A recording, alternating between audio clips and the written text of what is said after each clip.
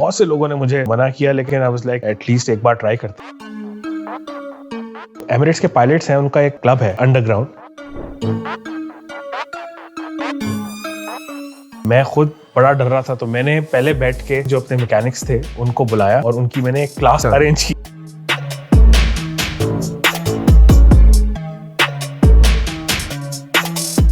یہ تو بہت رسٹی کنڈیشن میں ہے, تو اس کو ہم پھینک رہے ہیں. تو اس میں سفاری ونڈو نظر آ گئی. اچھا, کہ یار یہ سفاری ونڈو تم پھینک رہے ہو, تمہیں پتہ نہیں ہے ہمارے پاس ملک میں کیا حالات ہیں. سفاری ونڈو جب آئی تو شیشہ کریک تھا, مطلب اس کا جو شیشہ جو میں نے وہاں سے بھیجا جب وہ کارگو میں ہو گیا تو وہ کریک ہو گیا. اور وہ جب وہ کریک ہوا تو میرے فادر نے سمجھا کہ یہ تو ٹوٹ گیا شیشہ, تو یہ انہوں نے وہ شیشہ پھینک دیا. بٹ انہیں نہیں پتا تھا کہ سائز کے لیے وہ بہت امپورٹنٹ تھا. اور کیونکہ اس وقت تک کسی بھی بس کے اندر سفاری ونڈوز نہیں لگی ہوئی تھی, بندہ اسے جا کے لے لیتا ہے یار ٹیمپلیٹ دیں ذرا. ایگزیکٹلی. اور کیونکہ آفٹر مارکیٹ پارٹس اتنے زیادہ اویلیبل ہیں کہ ہر کمپنی کا جو شیشے کا سائز ہے وہ ڈفرینٹ ہے, آلدو فریم سیم ہے, لیکن جب آپ اس کے ساتھ ربر لگا کے اس کو آپ فٹ کرنا چاہیں تو اس کا سائز جو ہے وہ ڈفرینٹ ہے. تو وہ پھر ہم نے جس طرح آپ دیکھ رہے ہیں, میں نے گتے کے اوپر جو میرے گھر کے پاس کنسٹرکشن ہو رہی تھی تو ان کی ونڈوز جو الماریاں ہیں وہ بن رہی تھیں, تو میں ان کے پاس یہ فریم لے کے گیا اور میں نے پیپر کے تھرو اس کو ڈیزائن کیا. اور پھر میں اس کے پاس وہ ایک لے کے گیا گتا, اس کو میں نے کہا جی آپ اس کو کاٹ دیں ذرا اس طرح. اس نے اس سائز کے حساب سے کاٹا, پھر میں نے اس کو ربر میں رکھ کے فریم کے ساتھ اس گتے کو رکھا, اور پھر وہ گتے کو ہم نے ایز اے سیمپل کے طور پہ یوز کیا. اور پھر اس کے سائز پہ شیشے بنوائے. یہ والا شیشہ ہم نے لوکلی راولپنڈی سے بنوایا. اچھا. اور کیونکہ اس وقت ہمت ختم ہو چکی تھی کہ یار لاہور جا کے, تو وہ ونڈو بنوائی. اس کے بعد جو اس کے باقی سارے شیشے تھے وہ فٹ کرا کے میں مطلب اسی ہاف کو کنڈیشن میں اس کو چھوڑ کے پھر دوبارہ چلا گیا. ٹھیک ہے, بھاری دل کے ساتھ بھاری دل کے ساتھ ایسے. میرا مین جو ٹارگیٹ تھا وہ یہ تھا کہ ایٹ لیسٹ میں گاڑی کو سیل کر دوں تاکہ گاڑی کے اندر پانی نہ جائے. اور تو میں مطلب گھر میں میرے گراج کے اندر پارک تھی. اور یہ والی بات بھی میرے خیال ہے پہلی ریسٹوریشن سے ذرا سیکھنے میں آئی کہ یار گاڑی کو پیک جلدی کر دو تاکہ اندر زنگ نہ اور مٹی والا ایلیمنٹ. تو میں گاڑی کو پیک کر کے اسی ہاف کو کنڈیشن کے اندر اس کو چھوڑ کے چلا گیا اور گھر پہ پارک تھی. ٹھیک ہے. لیکن اس کے اندر پینٹ فلاس جو تھے وہ ختم نہیں ہوئے تھے, تو وہ پھر میرے پیچھے صفدر نے آ کے گاڑی کو فلیٹ بیڈ پہ دوبارہ پینٹ کریکشن کے لیے آٹو کلب چلی گئی. اور وہاں پہ جا کے اس کے پینٹ کے ایشوز جو بھی تھے وہ سارٹ آؤٹ ہوئے, اور وہ پھر وہ گاڑی دوبارہ فلیٹ بیڈ پہ رکھ کے واپس آ گئی. لیکن اس کے اندر کوئی مین ایسا چیز نہیں تھی کہ ہم نے اس کے اندر کوئی بڑا مین کام کرنا تھا, وہ پینٹ سے ریلیٹڈ تھا. تو اس کے بعد ہم نے وہاں پہ ڈھونڈنا میں نے شروع کیا اس کے جو کروم جسے بیلٹ لائن ٹرم کہتے ہیں, وہ belt line term in it self is a very very expensive thing. Again $800 کا صرف کروم کا ٹرم ہے, جو کہ آپ دیکھ ہی رہے ہوں گے. ابھی دیکھنے میں کچھ بھی نہیں ہے, لیکن کیونکہ وہ ایک چیز اس کو بنانا مشکل ہے, تو وہ تقریباً $800 سے اسٹارٹ ہوتا ہے, اور وہ بھی US کے اندر. تو میں کیونکہ چیزیں وہاں پہ ڈفرینٹ شوز کے اندر دبئی کے اندر بھی ہوتے ہیں, تو وہاں پہ ایک پکنک ہوتی ہے جس کو ہر سال کہتے ہیں اس کو گرینڈ پکنک دبئی کے اندر. تو میں گرینڈ پکنک پہ گیا, تو وہاں پہ کچھ اسپلٹ ونڈو بسز آئی ہوئی تھیں. وہاں پہ ایک جو ایمریٹس کے پائلٹس ہیں ان کا ایک کلب ہے انڈر گراؤنڈ, اور وہ مجھے اس گرینڈ پکنک سے پتہ چلا. تو اس میں کیا ہے کہ وہ ڈفرینٹ جگہوں سے گاڑیاں, کیونکہ وہ ایمریٹس کے تھرو ان کو کارگو آسان پڑتا ہے, تو وہ دبئی منگاتے ہیں اور وہ اپنے ہابی کے لیے دبئی کے اندر ہی ریسٹور کرتے ہیں. تو ان میں سے ایک جینٹل مین تھے جنہوں نے اپنی ایک ورک شاپ وہاں پہ اوپن کر لی شارجہ کے اندر. تو میں کیونکہ میرا انٹرسٹ تھا وہاں پہ, تو ان کو دیکھ کے اندازہ ہوا کہ یار اس بندے کو پتہ ہے. تو میں نے اس سے ڈفرینٹ چیزیں پوچھنا شروع کی, تو مجھے پتا چلا کہ یار ان کا یہ کلب ہے جو انہوں نے ایک انڈر گراؤنڈ بنایا ہوا ہے. اور یہ کلب جو ہے بیسیکلی یہ آپس میں ہی دوستوں یاروں کی گاڑیاں اسٹور کرتے ہیں. ساری پائلٹس تھے موسٹلی پائلٹس یا گراؤنڈ کرو. اچھا تھے ایئر لائن سے, سب تھے ایئر لائن سے. اور کیونکہ میں بھی ایئر لائن انڈسٹری میں ہی ریلیٹڈ کام کرتا ہوں, تو میں نے ان کو بتایا کہ یار میں اس طرح, تو وہ ان سے میری اچھی سلام دعا ہو گئی. تو انہوں نے مجھے بتایا کہ یار اس طرح میری زیادہ اچھی دوستی جو آپ کی جو ہوئی وہ ایئر لائن انڈسٹری میں کام کرنے کی وجہ سے بتائی آپ نے وجہ بتائی اس سے ہوئی یا آپ نے بتایا کہ آئی تھنک دونوں نے مطلب اس نے ایئر لائن نے تھوڑا سافٹن اپ کیا انہیں, ٹھیک ہے, اور جو میرا نالج آپ نے کہا جی کہ میرے پاس اسپلٹ بھی ہے, تو میں نے ان کو وہ والی انہوں نے مجھے کہا جی آپ کے پاس کون سی, میں نے بتایا کہ جی میرے پاس 64 بس ہے, اور میں نے ان کو وہ ویڈیو پکچر دکھائی جب ناصر بھائی اس کو ریسٹور کر رہے تھے. سو جب وہ ہوا میں تھی بس اور وہ بیڈ کے اوپر فلیٹ بیڈ کے اوپر رکھی جا رہی تھی, وہ پکچر میں نے دکھائی تو وہاں سے ان کا انٹرسٹ, انہوں نے کہا ہاں یار یہ بیچارہ بہت ہی دکھی ہے, یہ بہت ہی دکھی ہے. تو انہوں نے ہمیں بتایا کہ یار ہم اس طرح ہمارا کلب ہے اور ہم اس طرح ہم نے ایک ورک شاپ لوکیشن لی ہوئی ہے جہاں پہ ہم گاڑیاں ریسٹور کرتے ہیں, تو اگر آپ نے آنا ہو کبھی تو آپ آئیے گا. تو وہاں سے میری دوستی ہوئی, اور ان کی ایک گاڑی تھی جو کہ انہوں نے مالٹا سے منگوائی ہوئی تھی, مالٹا جو کنٹری ہے اس سے وہ آئی ہوئی تھی اسپلٹ, لیکن وہ والی اسپلٹ تھی جو کہ جس کو آپ کارگو بس بھی کہتے ہیں, جس کے پیچھے فلیٹ بیڈ بھی ہوتا ہے, جس میں آگے صرف ایک ہی کیبن, ایک یا دو کیبن تھے اس میں فرنٹ اسپلٹ ونڈو کی طرح ہوتا ہے, پھر پیچھے بیٹھنے کی جگہ ہوتی ہے اور پیچھے پھر اس کا ڈالا ہے, ٹھیک ہے. تو وہ آئی ہوئی تھی مالٹا سے, اور اس کے اوپر سفاری ونڈوز لگی ہوئی تھی. اچھا, تو وہ وہاں سے انہوں نے بتایا کہ جی ہم تو اس کی نئی منگا رہے ہیں, یہ چیزیں تو مطلب یوزلی وہ پھینک دیتے تھے. میں نے کہا یہ تو بہت رسٹی کنڈیشن میں ہے تو اس کو ہم پھینک رہے ہیں, تو یہ ہمارا کوئی سامان ہے جو کہ فالتو پڑا ہوا ہے, تو اس میں سفاری ونڈو نظر آ گئی. میں نے کہا یار یہ سفاری ونڈو تم پھینک رہے ہو, تمہیں پتہ نہیں ہے ہمارے پاس ملک میں کیا حالات ہیں. تو وہ انہوں نے they were kind enough to gift it to me the front safari window. پھر ایک دن مجھے اس کی طرف سے کال آئی, جو بندہ جو ورک شاپ ریلیٹڈ تھا, کیونکہ بیچ میں کووڈ ہٹ ہو گیا.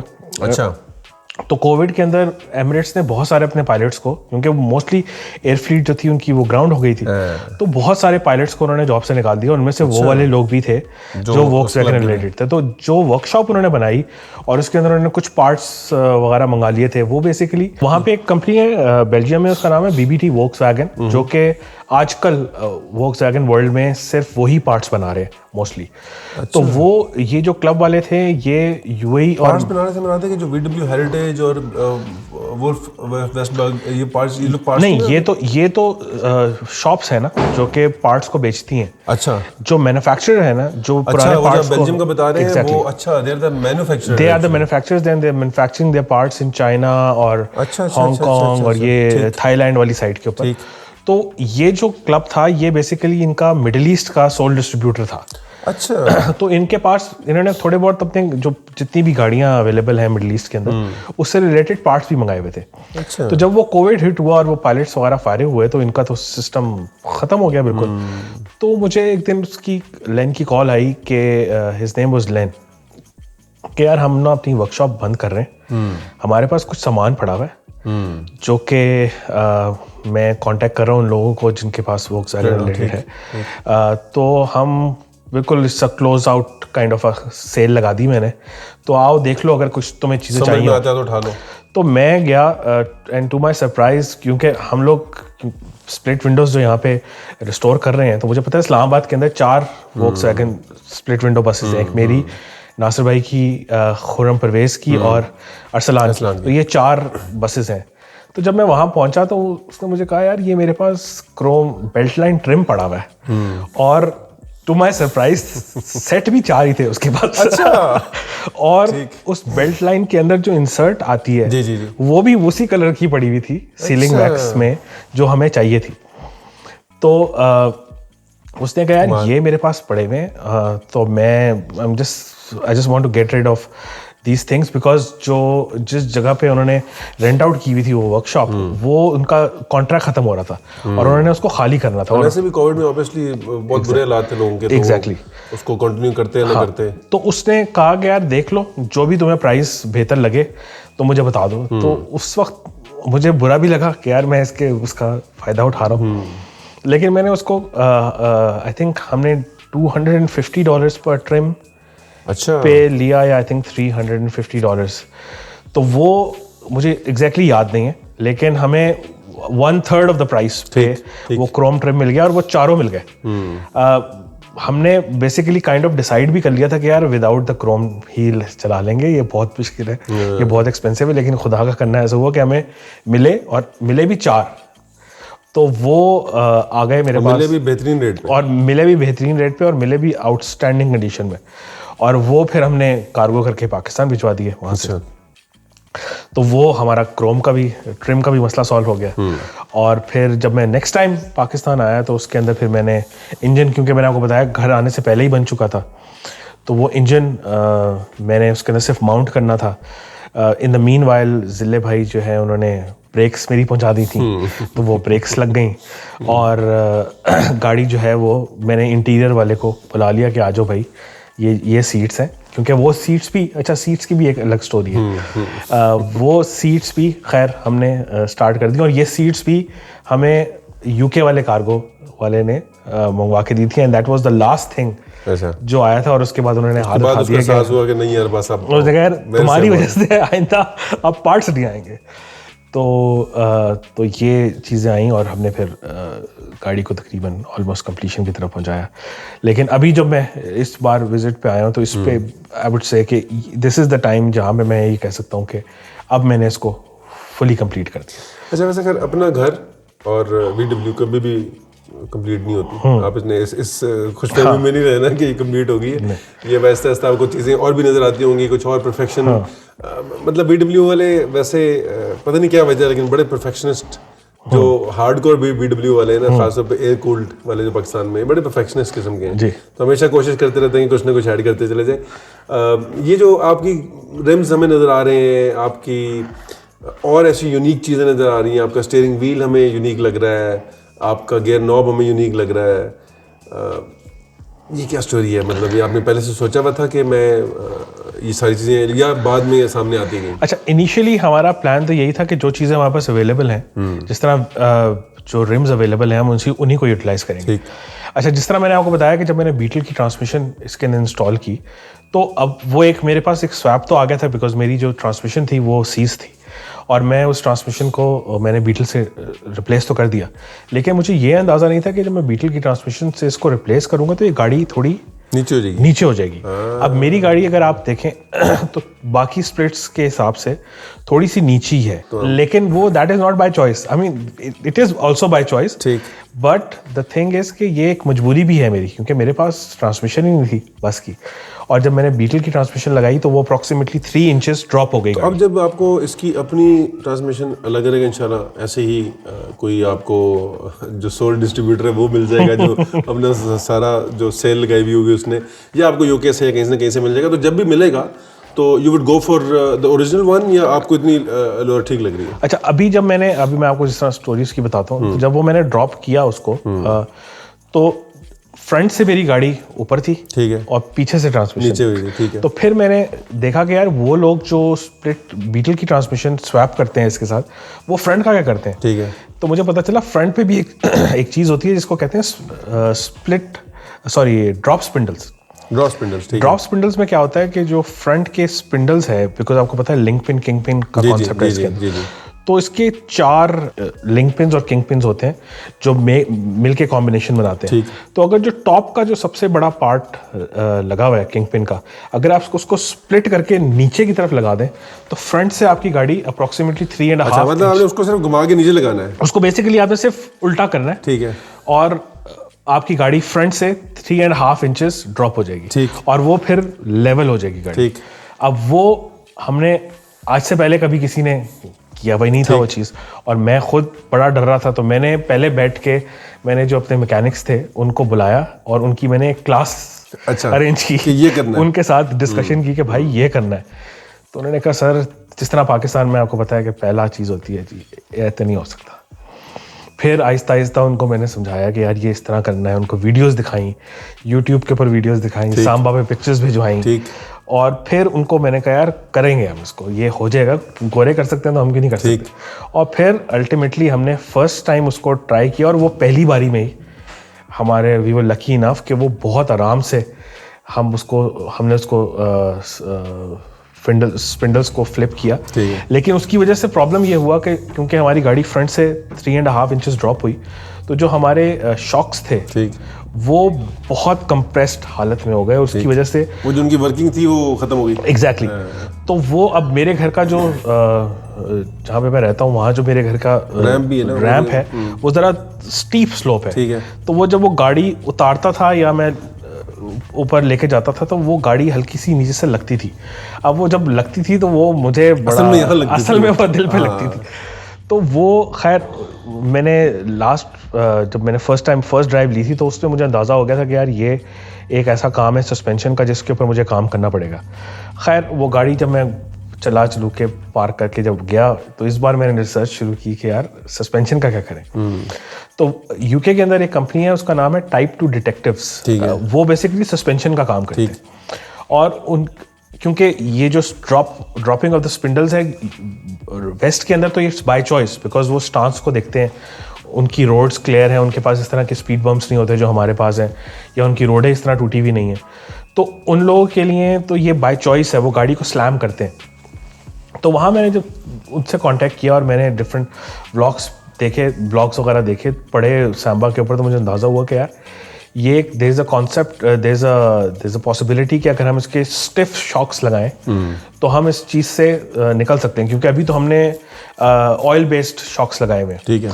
तो मुझे टाइप 2 डिटेक्टिव वालों ने कहा जी एक स्पेशल किस्म के शॉक्स आ रहे हैं जो कि हम ड्रॉप गाड़ियों के अंदर लगाते हैं, और उनका नाम है बिल्स्टेन के शॉक्स। जो कि हमारी जीप्स के अंदर लगते हैं। ठीक।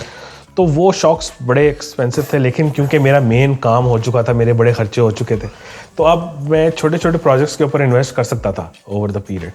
तो मैंने फ्रंट सस्पेंशन के लिए वो बिल्स्टेन के शॉक्स और उसका स्टीयरिंग डैम्पर मंगाया, जो कि मैंने अभी इंस्टॉल किया है, और मेरा वो जो बॉटमिंग का इशू है वो बिल्कुल ख़त्म हो गया है।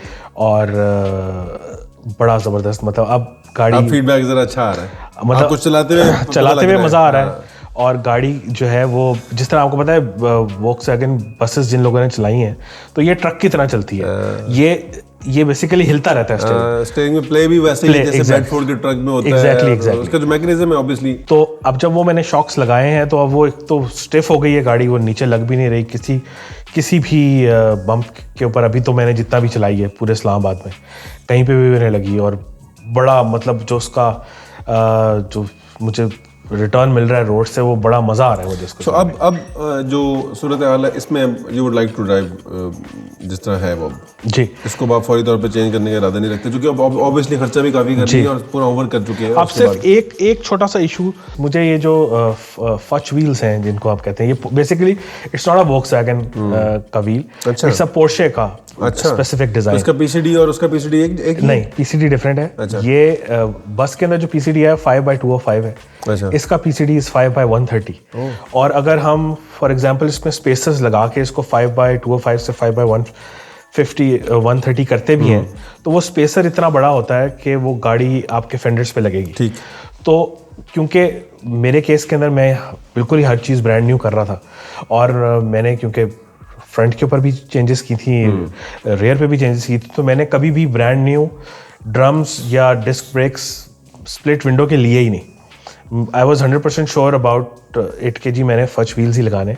तो मैंने जो ड्रम्स और अगले की डिस्क ब्रेक्स ली वो ली ही 5/130 की। तो मुझे उस पॉइंट ऑफ व्यू से मुझे दोबारा खर्चा नहीं करना पड़ा, और मेरा पसंद का जो अलॉय रिम है वो भी आ गया। तो लेकिन जब हमने फ्रंट से इसको ड्रॉप किया गाड़ी को, तो उसकी वजह से क्या है कि मैं एग्जैक्टली जो टॉल टायर था मेन साइज का वो नहीं लगा सकता था, क्योंकि गाड़ी ऑलरेडी डाउन हुई थी। तो अभी उस पर मैंने खेलना है उसके साथ। अभी जो मैंने टायर लगाया फ्रंट पे वो 165, 55 और 15 है, जो कि लो प्रोफाइल टायर में आता है। ठीक।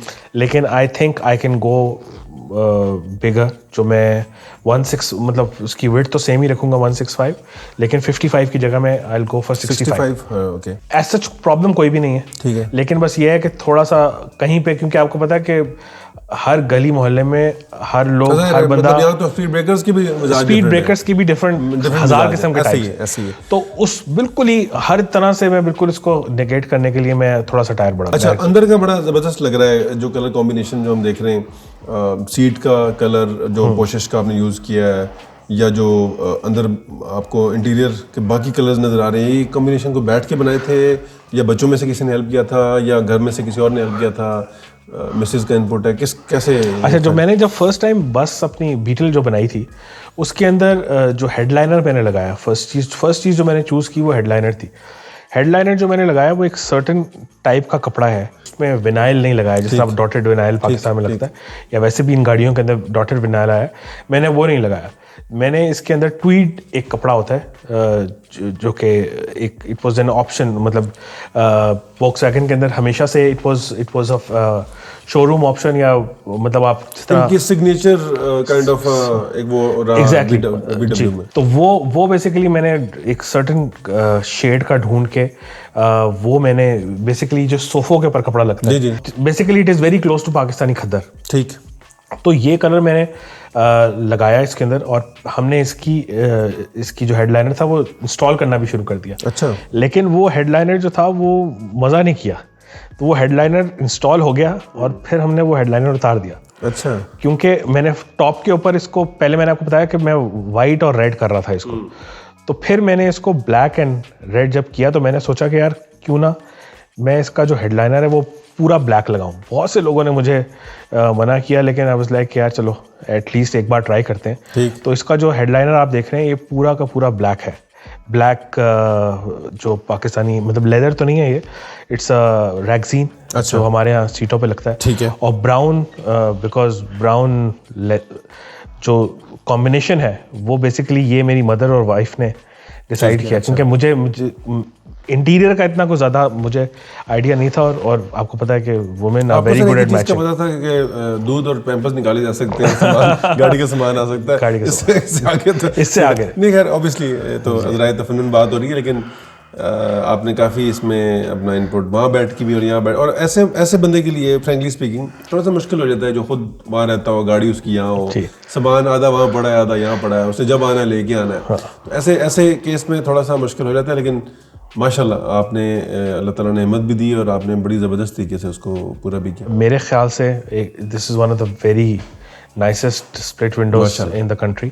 اور ابھی ہمارا جو کلب ہے اس کی جو اسپلٹ ونڈوز ہیں وہ ابھی انڈر ریسٹوریشن ہے, ساری ریسٹور نہیں ہوئی. اور اس میں آپ نے ذرا اسپیڈ دکھائی ہے, اور آپ کی موٹیویشن بھی, اور اس میں آپ نے جو پیشن بیسیکلی آپ کا کھل کے جو سامنے آ رہا تھا اس نے کافی کام کیا ماشاء اللہ. میرے لیے اسپیڈ واز مجبوری, کیونکہ میں تو آپ تھوڑے ٹائم کے لیے آتے ہیں اور چاہتے ہیں زیادہ آؤٹ پٹ مل جائے. پاکستان میں جو لوگ ریسٹور کر رہے ہیں وہ مزے لے کے ریسٹور کر رہے ہیں, لیکن میں وہ مزے نہیں لے سکتا.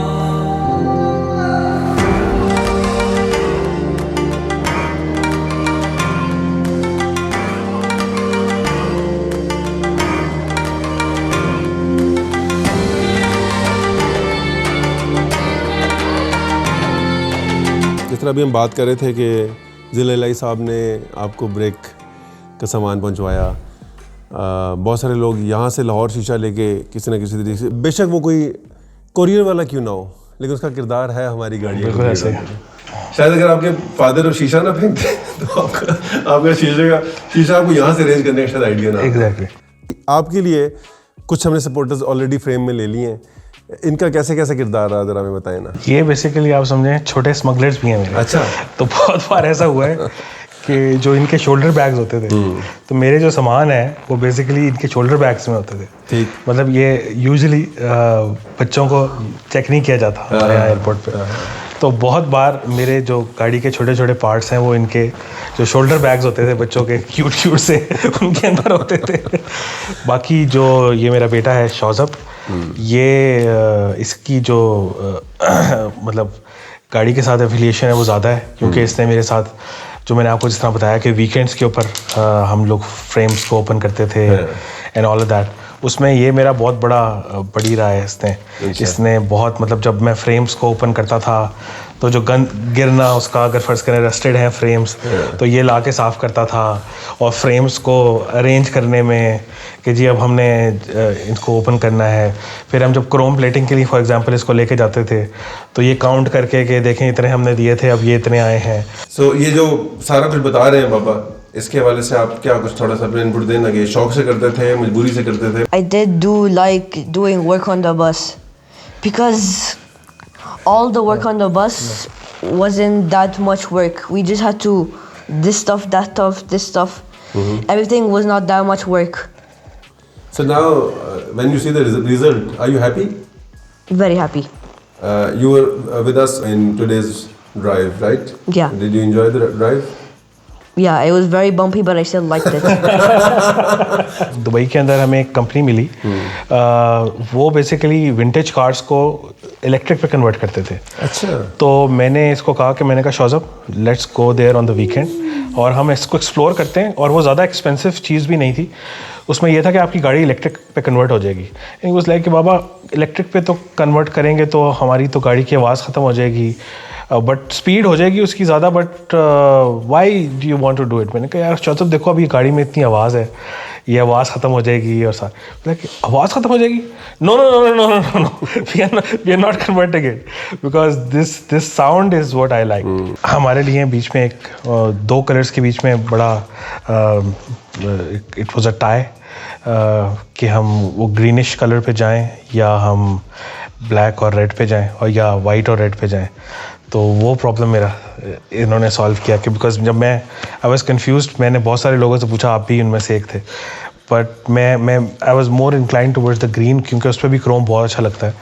लेकिन घर पे जब मैं वीटो हो गया तो आई वाज लाइक कि नहीं. तो इसका जो कलर था वो मेरे बेटे ने डिसाइड किया. What is your favourite colour? Red and blue and black. अभी इसका जो है वो माइंड चेंज भी हो गया है. अच्छा? अभी इसका जो है उस वक्त तक इसका ब्लैक और रेड कलर था. अभी तो ऑर्डर में आ गया आपको कि हाँ, चेंज कर. अभी ये हो गया कि बाबा एक दिन मेरे पास आया कि बाबा you know I have changed my favourite colours. मैंने कहा कौन से?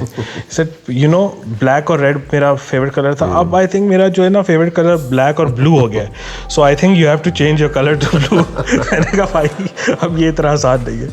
सो या इसने कलर जो है इसका इसने डिसाइड किया. थैंक यू सो मच भाई, आपने टाइम स्पेयर किया. आई होप आपने स्टोरी लाइक की होगी. और ये स्टोरी इतनी जल्दी ख़त्म होने वाली है नहीं, या होती नहीं है नॉर्मली, क्योंकि इसके बहुत छोटे ऐसे पोर्शंस होते हैं जो शायद या हमें लग रहा होता है कि उससे बहुत बड़ी चीज़ें हम आपके साथ शेयर कर चुके हैं, और या फिर नॉर्मली कभी कभार वो याद भी नहीं आ रही होती. बट ये हमेशा बहुत ज़्यादा एफर्ट भी लेती हैं इस तरह की चीज़ें, और मेहनत भी बहुत ज़्यादा होती है. पैसों का आप ना पूछें कि पैसे कितने लगते हैं, क्योंकि पैसे से ऊपर की चीज़ें लग चुकी होती हैं. हम बहुत सारा कुछ फेस कर चुके होते हैं. इन चीज़ों को सिर्फ रिसोर्स करने के लिए, इनको फिक्स करने के लिए, गुमी हुई चीज़ों को वापस लाने के लिए, और जो गाड़ी के साथ लिंक चीज़ें होती हैं उनको वापस लाने के लिए. Thank you so much. आप इस वीडियो को जो भी इस पर आपका फीडबैक हो हमें देना मत भूलिएगा. मिलते हैं अगली वीडियो में. अल्लाह हाफ़िज़.